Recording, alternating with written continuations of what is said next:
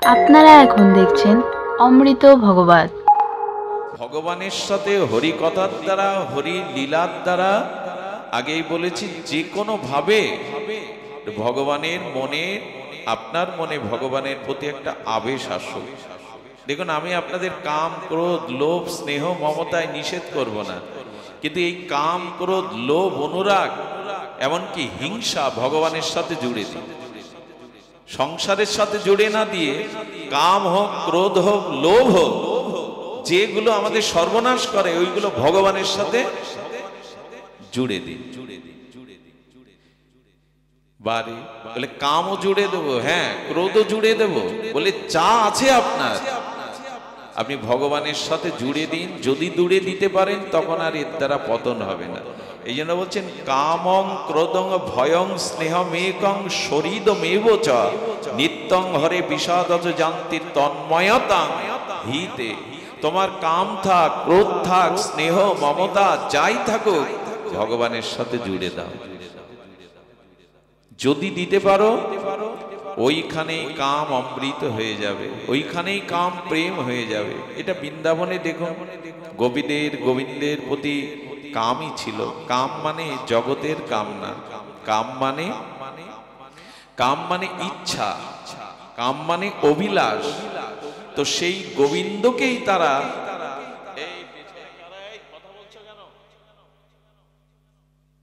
গোবিন্দের প্রতি তাদের এই বাসনা ছিল।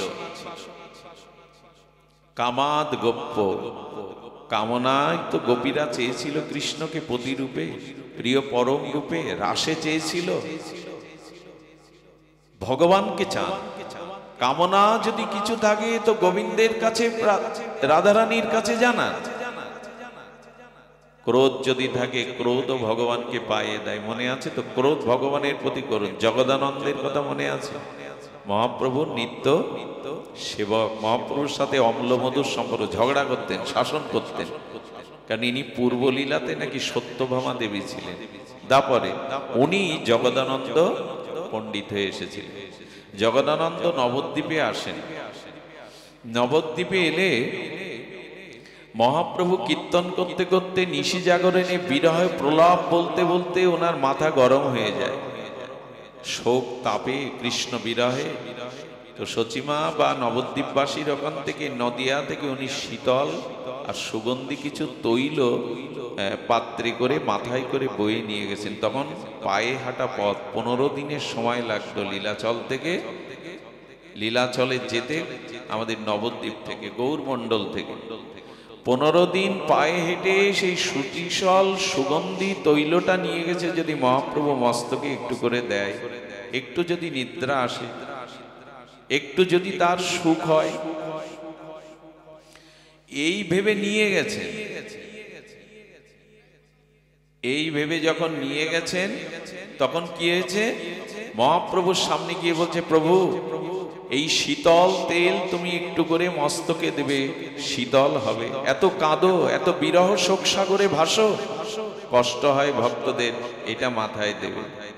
মহাপ্রভু একটু তাকিয়ে বলছেন, খুব ভালো করেছে জগন্নাথ, এক কাজ করো, একটা পালঙ্ক আনো, তোষক আনো, আমাকে সংসারী সাজাও, ভোগী সাজাও, সুগন্ধি তেল মাখাও। আরে জীব জগতের কল্যাণের জন্য সর্বত্যাগ করে আমি ভজন করছি, আমি আচরণ না করলে জীব শিখবে না। তোমরা আমাকে ভোগী বানাতে চাইছো, সন্ন্যাসীর সুগন্ধ তেল মাখতে নেই। যাও জগন্নাথের দেওলে দিয়ে এসো, জগন্নাথের প্রদীপ জ্বালাবে, কাজে লাগবে, জগন্নাথের সেবায় দাও। বলেন কি, এত দূর বেন এখন জগন্নাথে দেব? নে, রাগ করে সে আষাঢ় মেরে, সে আঙিনায় তেল আছাড় মেরে ভেঙে রাগ করে গিয়ে দরজা দিয়ে, দরজা খুলবো না, আর তোমার মুখ দেখবো না। ক্রোধটা কার প্রতি করছে? এটা বউয়ের প্রতি করলে ফল ভালো হবে, সংসারে কারো প্রতি করলে ভালো হবে, কিন্তু মহাপ্রভুর প্রতি এই ক্রোধ করে দরজা দিয়েছেন। 2 দিন দরজা খোলেনি, 2 দিন কিছু খায়নি। 3 দিনের দিন মহাপ্রভুর বড় ব্যথা লেগেছে, জগদানন্দ বড় ভালোবাসে, আমি তার দেওয়া উপহারটুকু গ্রহণ করিনি, তাই ক্রোধ এসেছে, অনুরাগে। উনি গিয়ে দরজায় আঘাত করে বলছেন, জগদানন্দ দরজা খোলো, তুমি কিছু পাওনি বলে, তোমার হাতে পাইনি বলে আমিও কিছু পাইনি। এই যেই বলেছে আমিও কিছু পাইনি, তোমার হাতে পাইনি বলে সমস্ত অভিমান রাগ ভুলে দরজা খুলে চরণে পড়ে গেছে। কিছু পাওনি, তুমি না পেলে আমি পাই কি করে?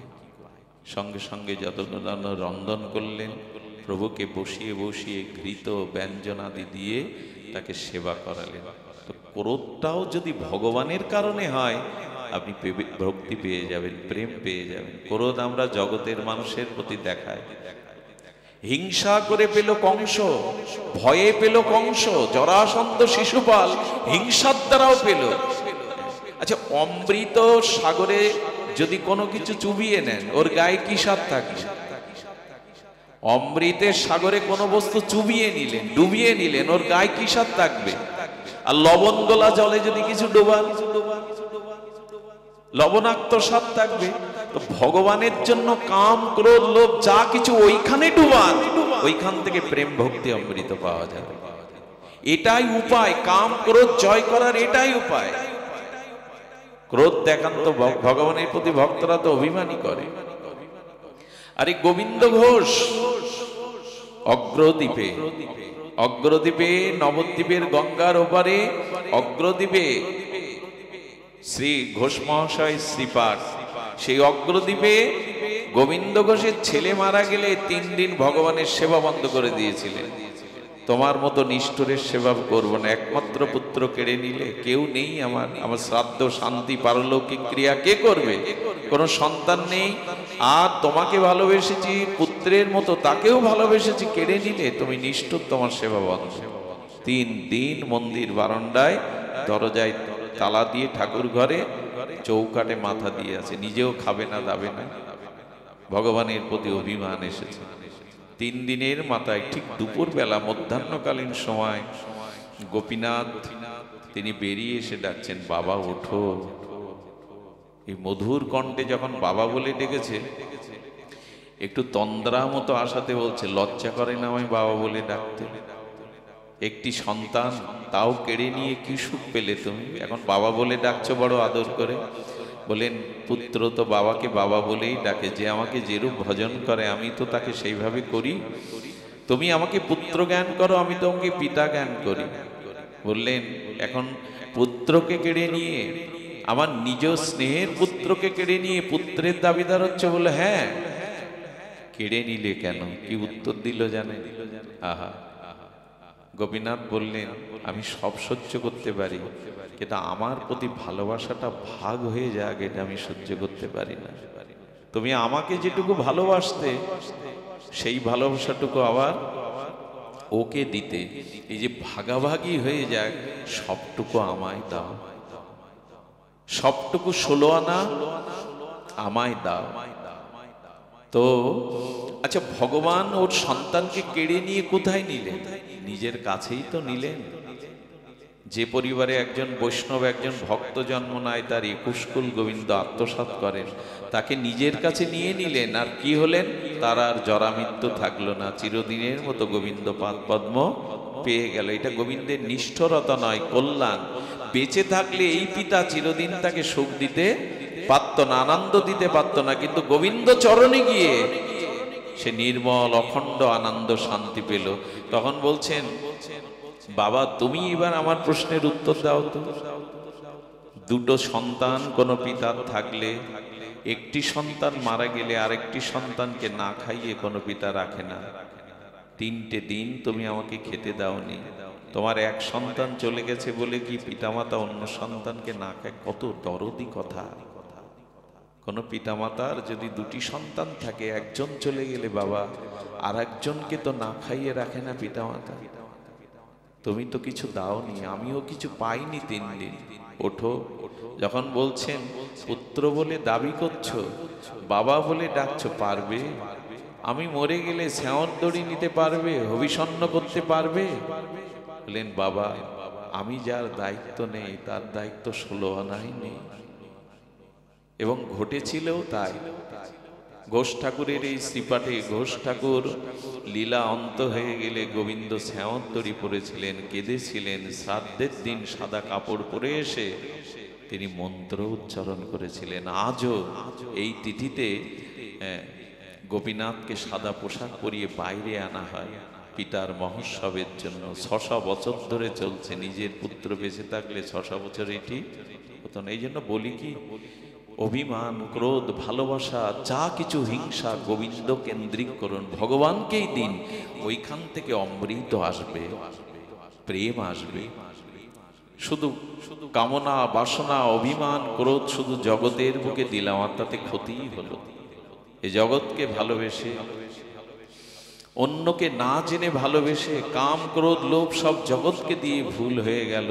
এই জন্য বললেন না, ভগবানের ভাবনাতে যদি যুক্ত হয় তোমার কাম, ক্রোধ, স্নেহ, মমতা, তাহলে জানলে কাম না এসে তোমার কাছে প্রেম এসে গেল। কাম না এসে তোমার হৃদয়ে প্রেম এলো। এইটুকুই শুধু ঘুরিয়ে দিতে হবে। যে কথা বারবার বলা হয়, ড্রেনের জল, দূষিত জল গঙ্গার সাথে নালা করে দিন, গঙ্গার সাথে ড্রেন করে দিন, গঙ্গায় মিশে গেলে আর দূষিত জল। কিন্তু গঙ্গার জল কখনো ড্রেনের দূষিত পোকামাকড় দূষিত জলে ফেলে দেবেন না, তাহলে আর ওটা গঙ্গার জলে রূপ নেবে না, থাকবে না।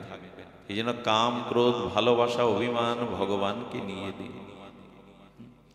ভগবানের প্রতি ঠাকুর রামকৃষ্ণ পরমহংস মায়ের সামনে অন্নের থালা প্রসাদ তুলেছেন, খা মা। ওনার মন্ত্র হলো এই, নেরে মা খা না। ও, আমি খাইনি বলে তুই খাবি না বলে সেই প্রসাদ হাতে তুলে মায়ের সামনে নিজের মুখে তুলে দিতে শুরু করেছে। আমি খাসনি বলে, আমি খাবো না, খাইনি বলে তুই খাবি না, এই দেখ আমি খাচ্ছি। সেই এটো হাতে নিজে খেতে খেতে বলছে এইবার খা মা। এরকম একটা টান দরকার, অনুরাগ দরকার। মাকে মনে মনে শয়ন দিচ্ছেন, প্রতিটা বিগ্রহকে রাত্রে শয়ন দিতে হয়। দাঁড়ানো বিগ্রহ মন্দিরে থাকলে তাকে মানসে শয়ন দিতে হয়, মানসে আবার জাগাতে হয়। তো উনি প্রতিদিন মাকে শয়নই দিতেন। এখনো দক্ষিণেশ্বরে গেলে দেখবেন মায়ের শয্যার একটা ছোট খাট আছে, তো ওইখানে মাকে শয়ন দিতে গিয়ে বলছি, কিরে মা হাত ধরে টানছিস কেন? সব এই কথাই চলতো ঠাকুরের সাথে, নিত্যলীলা তাদের। হাত ধরে টানছিস কেন?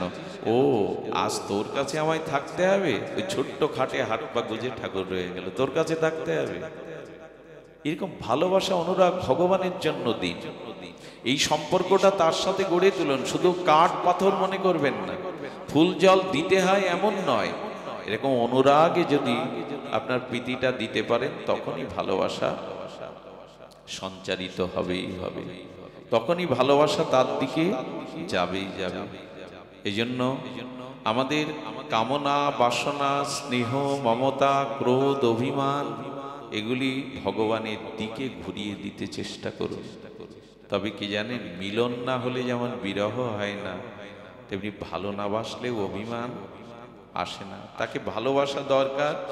এর মধ্যে দিয়েই আপনার আমার জীবনে এই প্রীতি আসবে।